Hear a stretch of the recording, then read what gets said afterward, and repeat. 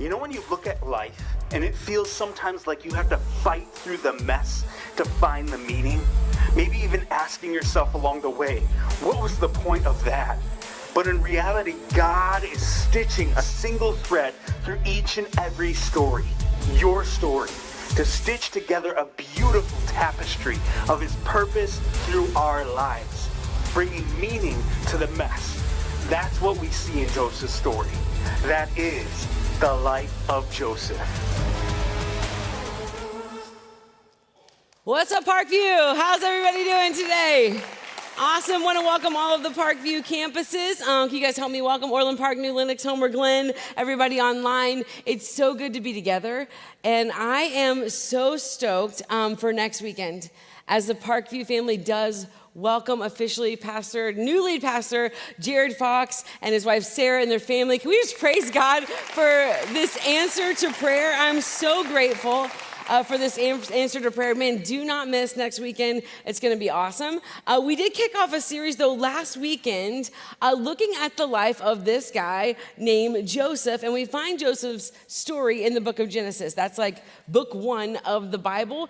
His story unfolds in chapters 37 through 50, and in those 13 chapters, we see the life of a man who lived to be 110 years old. But he not only lived a long time, he lived a lot of life, because life happens, doesn't it?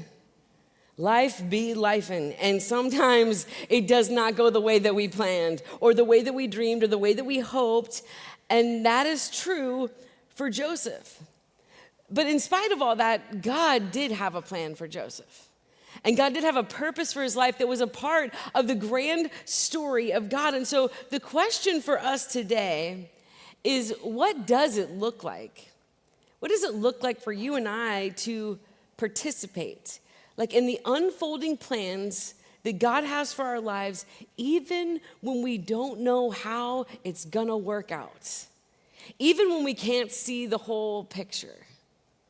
And maybe that's where you're at right now. Like you want to trust God with your future, like you really want to trust God with your family or with your finances or in your dating, but like you can't see the plan. Like you do not know what he's doing. Can I give you some good news today? We have a God who has a much better view from above.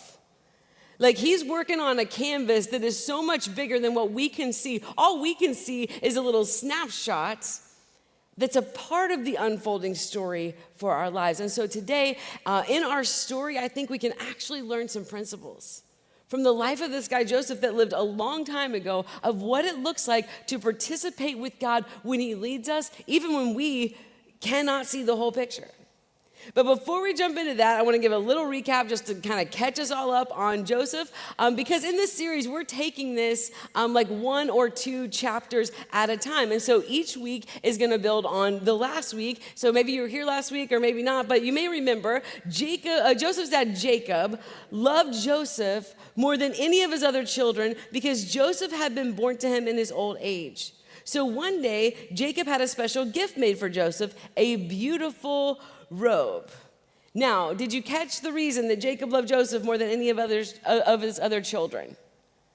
Because he was born to him in his old age. He's the baby. Yeah, how many oldest children we got? Wherever you're at, throw your hand up. Yeah, that my people right here. How many babies? How many youngest children do we have? I thought you'd woo for yourselves. I'm the oldest child in the family. Oh, I'm sorry, middle children. Don't want to forget you. Welcome. You're welcome here. I am the oldest child in the family. I grew up with 2 brothers, and as you can see from this picture, I was not only the oldest, but the coolest of us 3.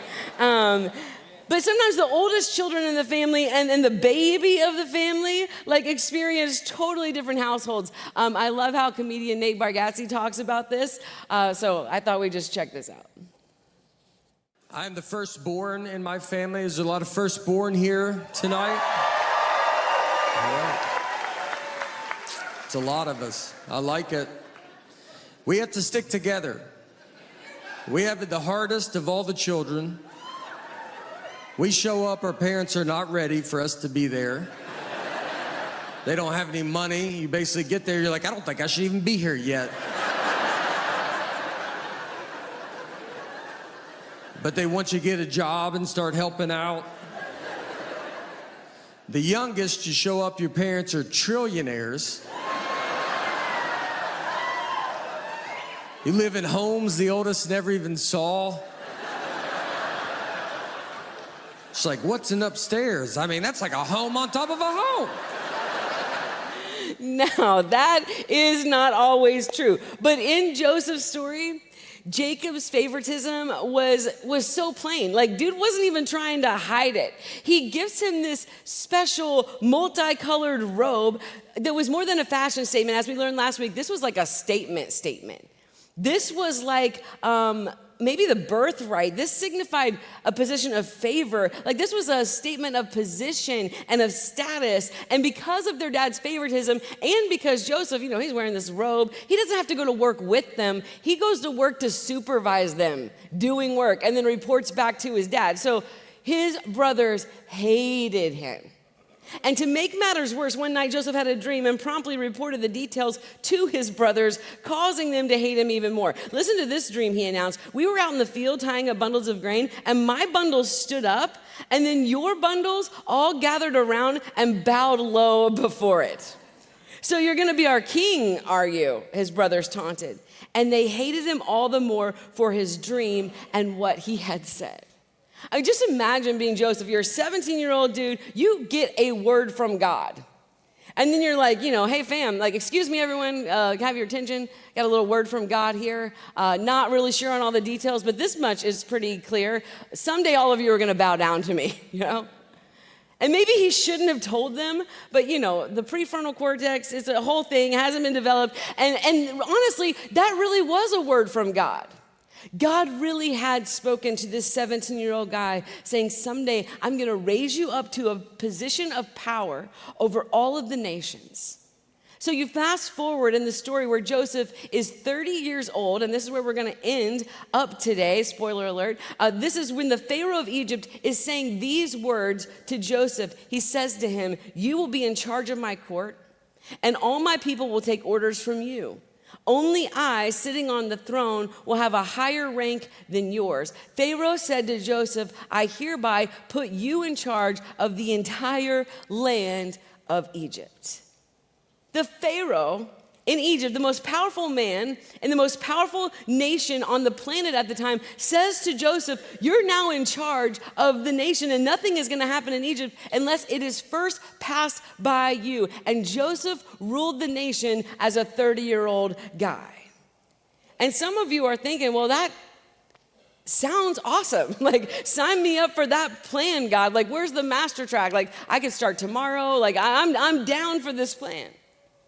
But rarely does God say, okay, here's the plan, and now here's the clear, painless path from point A to point B. No, so often it feels more like a roller coaster. Like, please keep your arms and legs inside the ride at all times, grab a hold of the bar, and wait till it comes to a complete stop, and you're just like, and that's what it was like for Joseph. The 13 years in between those two moments were an absolute wild ride for Joseph, where there were so many times where it would have been so easy for him to lose sight of the fact that God did have something good for him, or that God even cared about him at all. Have you ever had one of those days? One of those weeks? One of those months? One of those decades? Like, what we saw unfold in Joseph's story last week was that his brothers hated him so much, they plotted to kill him. And then they literally jumped him. And they throw him in a pit. Then they decide they're going to sell him into slavery instead. But they take that robe and they cover it in animal blood and they take it back to their dad and they tell him that he's dead. Meanwhile, Joseph gets sold on the slave block to a dude named Potiphar, and he's forced into this labor. However, scripture tells us that the Lord was with Joseph. And Joseph served faithfully with integrity, and Potiphar took notice and put Joseph in charge of his entire household. Like, as long as Joseph was doing the work, Potiphar had nothing to worry about because Joseph was so good at running the entire household, until Potiphar's wife wanted to sleep with Joseph, and he refused her. So she falsely accused him of trying to sleep with her. And Joseph landed in prison. So far, he's been hated, rejected, betrayed, hurt, misplaced, misused, falsely accused, and locked up. And if I'm Joseph, I'm going, some great plan, God. And here in the prison is where our story picks up today. We're going to be in Genesis chapter 40, if you got a Bible, or you can follow along on the screens. So we're going to read through it, and then we're going to go back and go, okay, how in the world does this show us how to participate in the unfolding plans of God in our lives when we cannot see the whole picture? Sometime later, the cupbearer and the baker of the king of Egypt offended their master, the king of Egypt. Pharaoh was angry with his two officials, the chief cupbearer and the chief baker, and he put them in custody in the house of the captain guard in the same prison where Joseph was confined. The captain of the guard assigned them to Joseph, and he attended them. So I have no idea what offended the king. I mean, it's a bad wine day, a bad stale bread day. I mean, he's just like not having it. So he throws these dudes in prison. Oh, and it's the same prison that Joseph's in. And by the way, the reason why Joseph is attending to them and Joseph is assigned to them is because it tells us in the chapter before that the Lord was with Joseph, and Joseph just kept serving faithfully, and the warden had taken notice and put Joseph in charge of the entire prison. He's like inmate number 1 at this point. And so he is assigned to them, and after they had been in custody for some time, each of the two men, the cupbearer and the baker of the king of Egypt, who were being held in prison, had a dream the same night, and each dream had its own meaning. When Joseph came to them the next morning, he saw that they were dejected. So he asked Pharaoh's officials who were in custody with him in his master's house, why do you look so sad today? We both had dreams, they answered, but there's no one to interpret them. Then Joseph said to them, do not interpretations belong to God? Tell me your dreams. Joseph is like, dreams? I know dreams. I mean, I don't really know dreams, but God knows dreams, and like, I know God.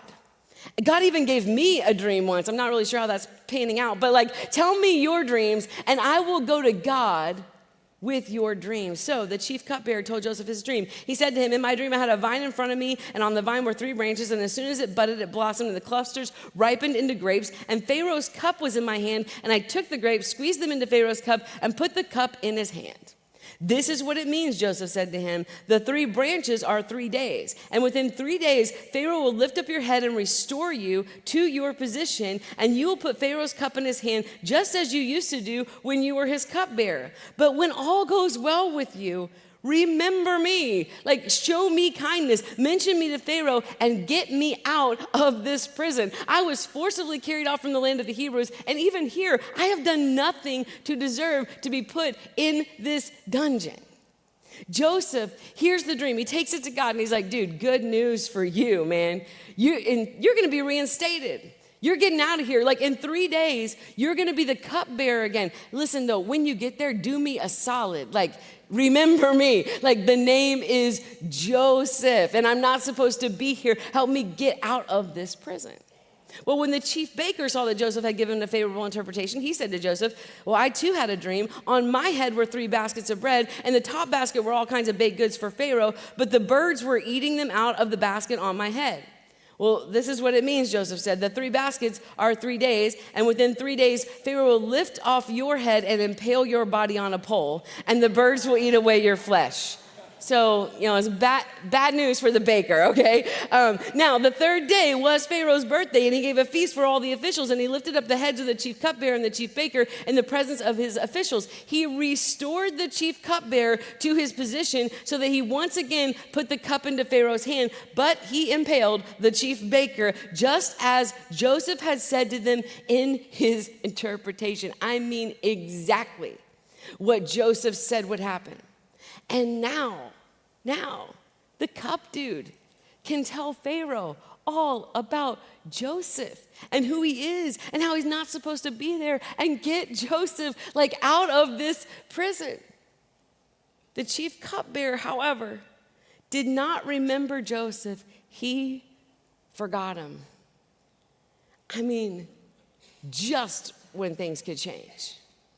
Just when Joseph maybe thought things were turning, he's forgotten. I mean, when I look at this part of Joseph's story, just this chapter, it can kind of seem like a meaningless chapter. Like, what was that all about? Literally, Joseph is in the same place as where he started in this chapter. But there are a few principles that Joseph is living out here that are so important for the unfolding plan that God has for him that I think that we could catch when we can't see the whole picture, when things don't make sense. And the first thing is this: he just kept doing the next right thing. I love this about Joseph.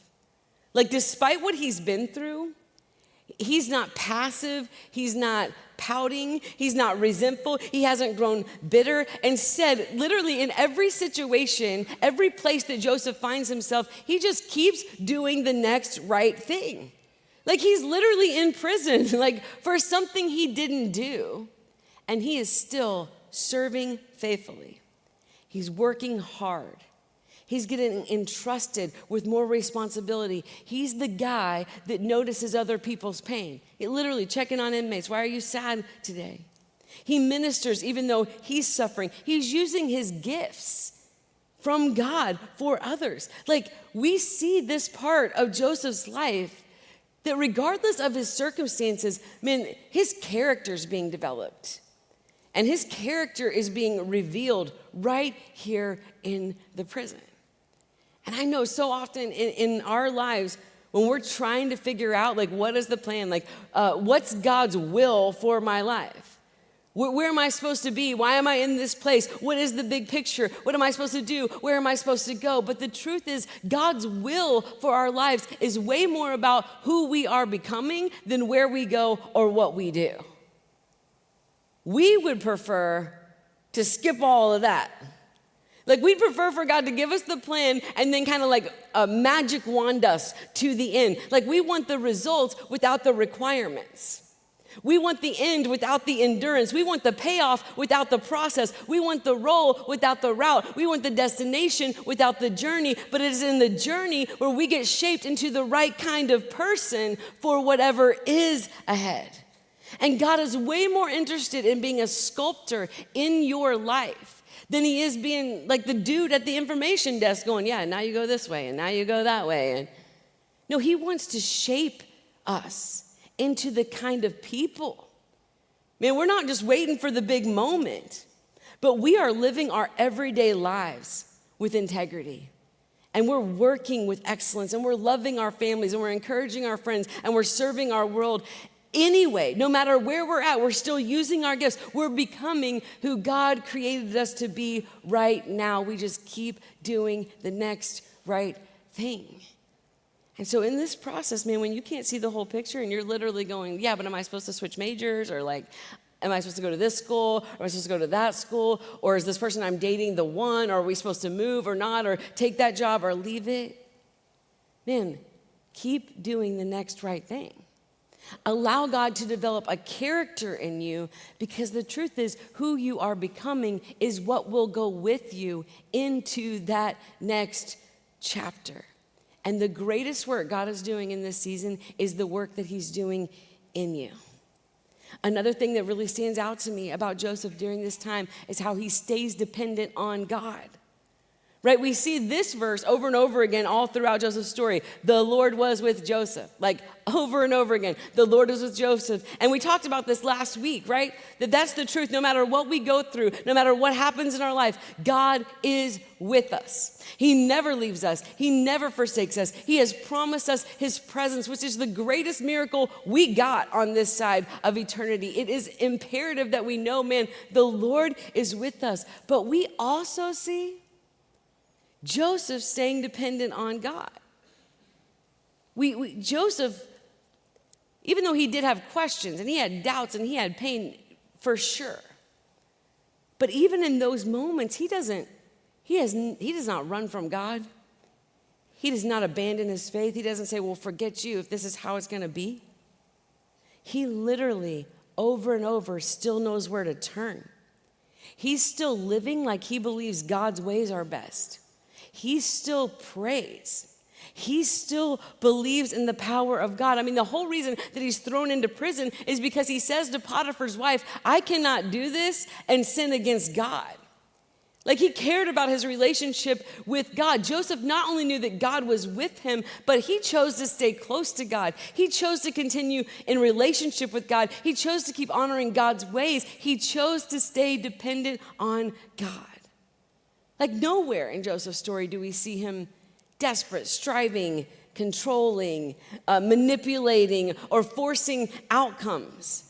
Right? He doesn't compromise on what he believes is important. He's not motivated by fear that like maybe he's got to figure out the plan because it doesn't seem like God's going to do it. No, he just releases this. I don't know about you. I just speak for myself. But sometimes when I don't know what God is doing or how it's going to work out, or I just think he's literally taking too long, it is so easy for me to just take matters into my own hands and move forward in my own way without ever filtering that through God's word, God's wisdom, asking God for his power, wondering what God would want. Man, I'm just like, we got to go. And then maybe you've learned this too. We never really get ahead when we try to go around him. We never really get ahead when we take matters into our own hands. I was in a small group not too long ago, and we were just kind of sharing about our week, and I was sharing kind of vulnerably. It had been a tough week, and I had felt pretty discouraged, and there were some hard things going on, and I was pretty depleted, and I was just sharing that, and this dude in our group, he said this to me super gentle, but man, his question was so simple, and it was so profound. He said to me, "Where did you invite God in?" And I was like, oh yeah, I think I forgot that this week. I forgot that I'm not meant to do this life on my own strength. Like I have access to the God of the universe. And you do too.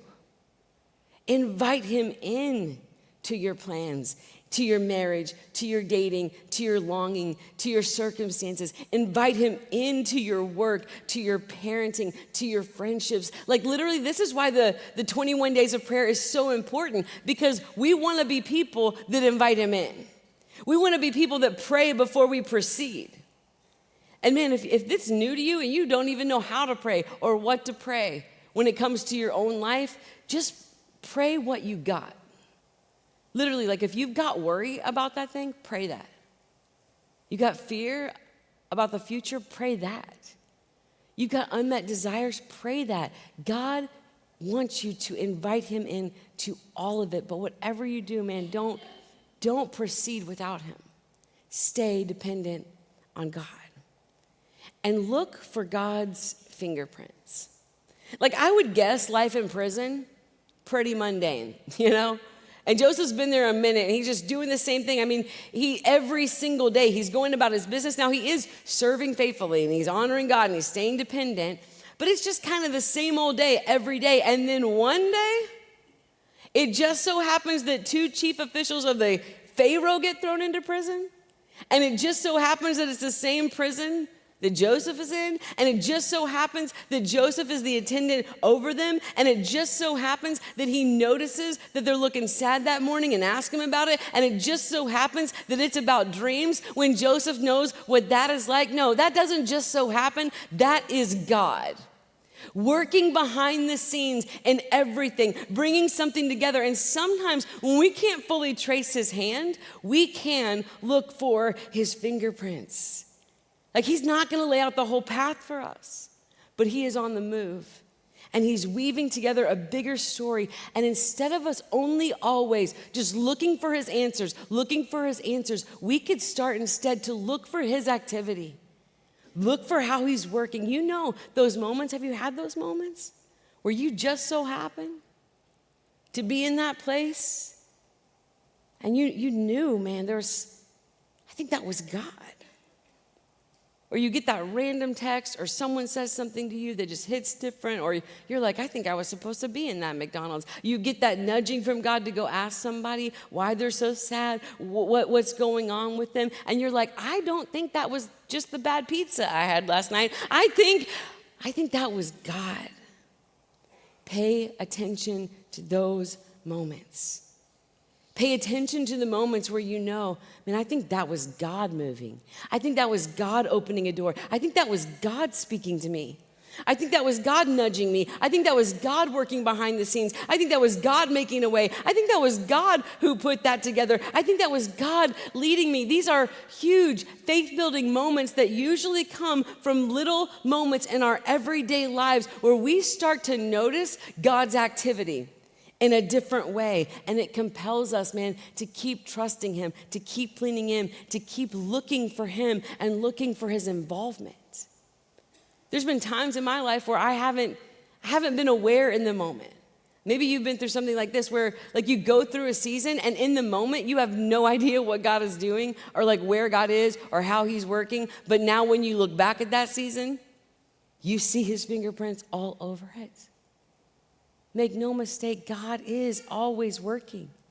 And one of the ways we participate in the unfolding of his plans in our lives is to look for his fingerprints, literally go through our lives aware of his presence, looking for his activity, being sensitive to his leading, paying attention to his activity in our lives, and then responding to those nudges, to those open doors, to those promptings. And ultimately, although it would not have been the way that Joseph would have drawn it up, he trusts God's timing. This takes us to chapter 41. When 2 full years had passed, Pharaoh had a dream. So now he's forgotten for 2 full years. But then Pharaoh has a dream and he can't figure it out. And in the dream, it was pretty weird. There were 7 fat cows and 7 skinny cows. And Pharaoh wakes up and he's like, what was that about? So he dreams again. And there's 7 healthy heads of grain. And then there's 7, thin, scorched heads of grain. And he's troubled by this. So he brings in all his magicians and all of the wise men of Egypt. But no one could interpret these dreams for Pharaoh. And then the cupbearer was like, oh yeah, I know a dude. I spent time with this guy in prison. His name was Joseph. He's super good with dreams. And then here's just a side note, man. If you think about it, if the cupbearer had remembered him 2 years ago, maybe Joseph would have gotten out of prison. But he would not have been there for this moment when Pharaoh had a dream. There are times in our lives where what we see as a delay is actually our preparation. And now Joseph ends up being the right person in the right place to serve God's purposes. So Pharaoh sent for Joseph and he was quickly brought from the dungeon. And when he is shaved and changed his clothes, he came before Pharaoh. And Pharaoh said to Joseph, I had a dream and no one can interpret it, but I have heard it said of you that when you hear a dream, you can interpret it. I cannot do it, Joseph replied to Pharaoh, but God will give Pharaoh the answer he desires. Man, do I love those words. But God. Joseph is like, I cannot do it, but God. The God who's never left me. The God who is with me in the pit, the God who's been with me in prison, the God who has shaped me, the God who I depend on, the God who's been working behind the scenes through everything, that God, he can do it. And so Joseph tells Pharaoh what the dream means. He's like, good news and bad news, man. We're going to have 7 good years around here, like 7 years of plenty. We're going to have like bumper crops. And then we're going to have 7 years of famine, and it's going to be really rough, and people could starve. And then Joseph, sensing this open door, steps through it with a plan. He says, and now let Pharaoh look for a discerning and wise man to put in charge of the land of Egypt. Let Pharaoh appoint commissioners over the land and take 1/5 of the harvest of Egypt during the 7 years of abundance. They should collect all the food of these good years that are coming and store up the grain under the authority of Pharaoh to be kept in the cities for food. This food should be held in reserve for the country to be used during the 7 years of famine that will come upon Egypt so that the country may not be ruined by famine. It's a good plan. Store up during the plenty so that we have some during the famine. And this plan seemed good to Pharaoh and to all his officials. So Pharaoh asked them, can we find anyone like this man? One in whom is the Spirit of God? Let me tell you something right here. When we allow God to shape our character, we keep doing the next right thing. We stay dependent on him. We invite him in. We pay attention to his activity and we respond in our lives. We trust his timing. We step through open doors. It will become evident to people, even people far from God, like this Pharaoh. Then the Pharaoh said to Joseph, since God has made all this known to you, there is no one so discerning and wise as you. You shall be in charge of my palace. And all my people are to submit to you in your orders. Only with respect to the throne will I be greater than you. And in that moment, Joseph is elevated to the highest ranking official in charge of a national food distribution plan that would eventually save a nation. And it had been 13 years since God first gave him that dream. And man, a lot of those 13 years did not make sense at the time. This year I turned 40 and I entered I'm not telling y'all that. I entered a new phase of needing readers. I don't have them on right now, but my font is huge, okay? I didn't want to admit I needed them, but things were starting to get a little fuzzy, and so I was like, I was at CVS one day or whatever, and I was like, I'll just try them on, I'll just check it out. So I put a pair on, and it was like, I can see clearly now the rain. I mean, it was just like amazing, and I was like, oh, now I'm super dependent. I've got like 8 pairs around the house, and I'm always like looking for my readers because like I need that clarity. But something I have learned, I actually learned this several years ago in my walk with God. I stopped praying for clarity. And I started praying that I would just trust him more. Because I realized in my craving for clarity, like before I would say yes to him fully, what I was really doing was I was trying to eliminate some of the risk that trusting God actually requires. Sometimes we think when we say yes to God, like leading our lives, he's gonna sweep away all the uncertainty. He's gonna make everything clear. Nothing's gonna be fuzzy anymore. He's gonna lift the fog. But actually, trusting God is moving through life where we come to the edge of all the knowledge that we've got and we take one more step, trusting the one who is working. Is it risky? Yes, it is risky. Trust is risky business. But it is also where the miracles happen. These 7 years of plenty come, and Joseph, he's in charge of a whole operation, and he's storing it all. And when the famine spread over the whole country, they had enough. And Joseph opened the storehouses, and he sold grain to the Egyptians, for the famine was severe throughout Egypt. And all the world came to Egypt to buy grain from Joseph because the famine was severe everywhere, including, guess who? Guess who came? His brothers. And we'll pick up on that in 2 weeks. Until then, whatever you're going through right now, whatever big decisions you got to make, whatever season where you can't figure out what God is doing, just keep doing the next right thing. Stay dependent on God. Invite him in. Look for his fingerprints and trust his timing. He is with you. He is for you. And something good will come. God, we thank you for who you are. We thank you that we can trust that that is true, that you are with us, you are for us, and something good will come. Father, help us just depend on you more and recognize that you see the bigger picture, that we can trust you because you're trustworthy, that you are working, you are leading, and you're always on time. In Jesus' name, amen.